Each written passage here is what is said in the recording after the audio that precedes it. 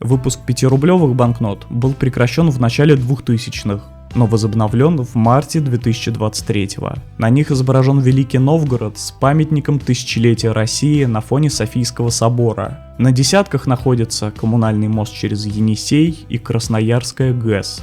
50 рублей носят на себе скульптуру в основании Растральной колонны в Петербурге. Квадрига на портике Большого театра и сам театр помещены на 100-рублевые банкноты. 500 рублей стали единственной банкнотой, чье оформление за 25 лет заметно изменилось. Памятник Петру Первому и парусник в порту Архангельска остались неизменными, а вот с оборота пропал кораблик на фоне Соловецкого монастыря. 1000 рублей посвящены Ярославлю. Здесь находится памятник Ярославу Мудрому и часовня Казанской Богоматери.